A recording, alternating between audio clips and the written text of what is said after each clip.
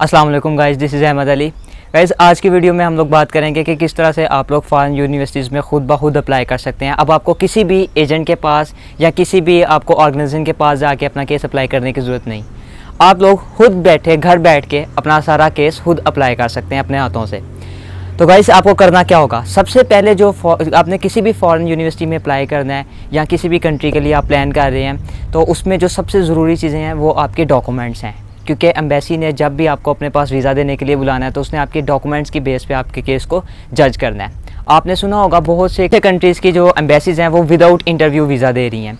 तो जब इंटरव्यू ही नहीं होगा तो बेसिकली आपके जो डॉक्यूमेंट्स होंगे उनकी बेस पे ही आपको जज करके वीज़ा इशू किया जाएगा। तो आपने क्या करना है, सबसे पहले आपने अपने डॉक्यूमेंट्स की तरफ ध्यान देना है, उनको अच्छे तरीके से प्रिपेयर करना है। आपका मोटिवेशनल लेटर हो गया, एजुकेशनल डॉक्यूमेंट्स हो गए और फाइनेंशियल डॉक्यूमेंट्स। ये वो डॉक्यूमेंट्स हैं जिनको प्रिपेयर करके आप लोग बेहतर तरीके से इस चीज़ को किसी भी एम्बेसी में, किसी भी जो वीज़ा सेंटर है उधर आप प्रेजेंट करेंगे और बेहतर तरीके से आप लोगों का जो केस है वो अप्लाई हो जाएगा। तो गाइस, अगर डॉक्यूमेंट्स की बात करें तो दो मेजर डॉक्यूमेंट्स हैं जिनकी तरफ जो आपने बेसिक फोकस रखना है। वो उसमें से नंबर 1 एजुकेशनल डॉक्यूमेंट्स हैं और नंबर 2 आपके फाइनेंशियल डॉक्यूमेंट्स हैं। तो बात करते हैं हम लोग एजुकेशनल डॉक्यूमेंट्स की।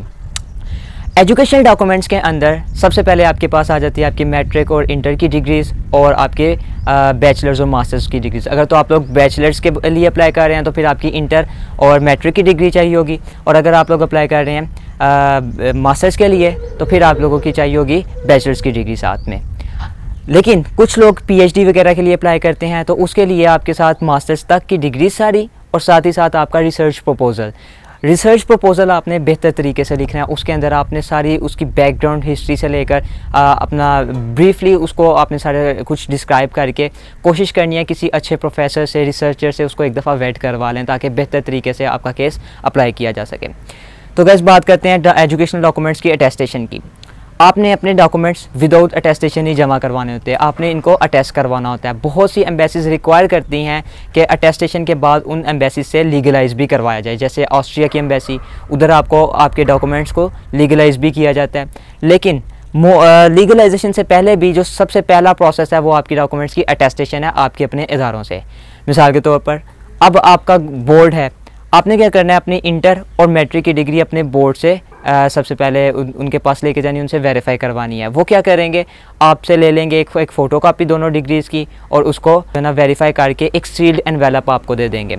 आपने वो सील्ड एनवेलप अपने पास ले रखना है और उसको 3 से 4 दिन बाद लेके जाना है अपने रेलेवेंट आईबीसीसी के ऑफ़िस में। पंजाब के मोस्टली लोगों का जो रेलेवेंट आईबीसीसी ऑफिस है वो लाहौर का है, इसी तरह फेडरल के लिए इस्लामाबाद का है। तो आपने अपने रेलेवेंट आईबीसीसी के ऑफिस में वो सील्ड एनवेलप लेके जाना है, साथ अपने ओरिजिनल एजुकेशनल ट्रांसक्रिप्ट्स और डॉक्यूमेंट्स वगैरह लेके जाने हैं। वहाँ पे जाकर आपने उनकी जो रेलेवेंट फ़ीस होगी वो पे करनी है और साथ ही साथ वो आपकी डिग्रीज़ को अटेस्ट करके, वो 1 दिन का सारा प्रोसेस होगा उनका, वो विद इन अ डे आपकी डिग्रीज़ को अटेस्ट करके दे देंगे। अब इसमें से मोस्ट इम्पॉर्टेंट चीज़, वो आपने इस चीज़ को जहन में रखना है कि जब वो अटैच करके दे दें तो उसके बैक एंड पे लगा हुआ जो QR कोड होगा डिग्री के बैक पे लगा हुआ, आपने वो चेक कर लेना वो QR कोड एक्टिव हो और उसको जब आप उसका लिंक ओपन करेंगे तो उसके ऊपर आपका डाटा सारा आ रहा हो। और साथ ही साथ आपने ये चेक करना है कि जो स्टैम्प ऑफिसर लगाएगा उस स्टैम्प के साथ उसके साइन भी हैं या नहीं, क्योंकि अगर उसके साथ साइन ना हो या स्टैम्प मिसिंग हो या QR कोड एक्टिव ना हो तो ये बाद में चल के आपके लिए प्रॉब्लम होगी। अब जब आपके डॉक्यूमेंट आपके रेलेवेंट बोर्ड और आईबीसीसी से अटेस्ट हो जाएंगे, फिर आपने क्या करना है, आपने मोफा के पास अपने एजुकेशनल डॉक्यूमेंट्स लेके जाने हैं।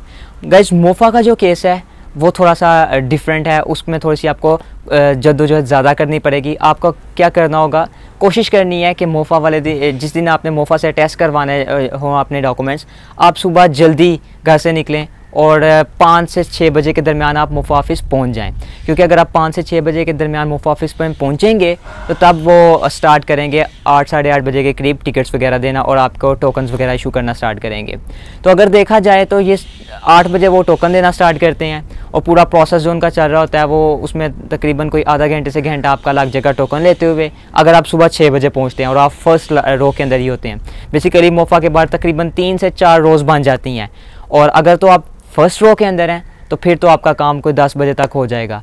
लेकिन अगर आप लेट हैं तो आप पॉसिबिलिटी नहीं कि सेम डे में ही आपका काम हो जाए। तो बेहतर ये है, रिकमेंडेड वे ये है कि आप सुबह 5 से 6 बजे के दरमियान मोफा के ऑफिस में पहुंच जाएं और अपने रो के अंदर खड़े होकर अपना टोकन लें और अटैच करवा लें अपने एजुकेशनल डॉक्यूमेंट्स। इसी तरह से आपने अपने सारे एजुकेशनल डॉक्यूमेंट्स अटैच करवाने हैं और अटैच करवा के आपने एक फ़ाइल प्रिपेयर कर लेनी है। अब आप अपने सारे जो भी डॉक्यूमेंट्स होंगे जो अपने एम्बेसी में प्रेजेंट करने होंगे, आपने उसकी एक फ़ाइल बनाते जाना है, ठीक है। एजुकेशनल डॉक्यूमेंट्स पे बात कर ली, अब हम लोग बात कर लेते हैं फाइनेंशियल डॉक्यूमेंट्स पे। फाइनेंशियल डॉक्यूमेंट्स में आपके पास आपकी बैंक स्टेटमेंट और इनकम टैक्स रिटर्न्स जो मेन चीज़ हैं, वो ये दो चीज़ें हैं मेन।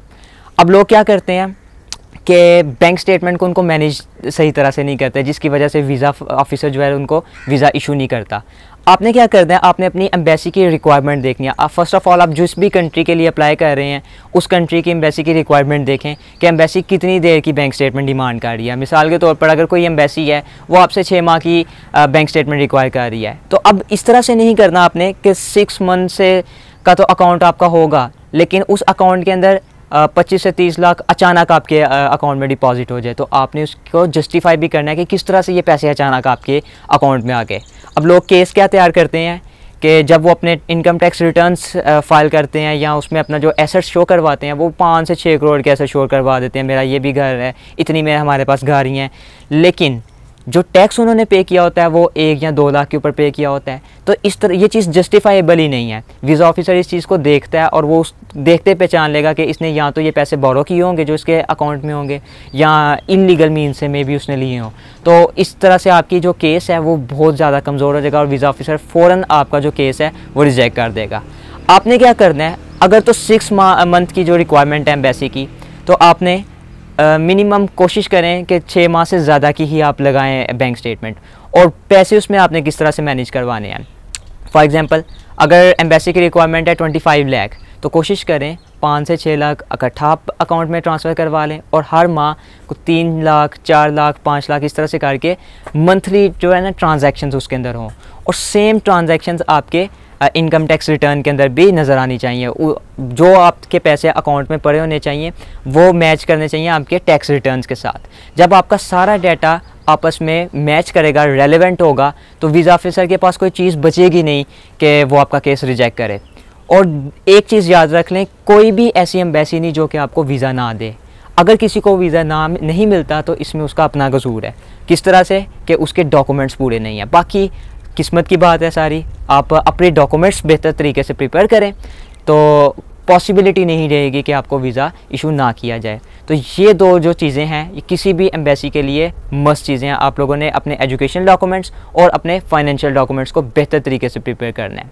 तो गाइज़ ये था आज का टॉपिक। अपनी नेक्स्ट वीडियो में हम लोग मज़ीद इस टॉपिक को फर्दर आगे लेके चलेंगे और बताएंगे कि किस तरह से आप लोगों ने यूनिवर्सिटीज़ को सर्च करना है, फाइंड आउट करना है और किस तरह से उनमें अप्लाई करना है। तो स्टे कनेक्टेड विद अस। अल्लाह हाफिज़।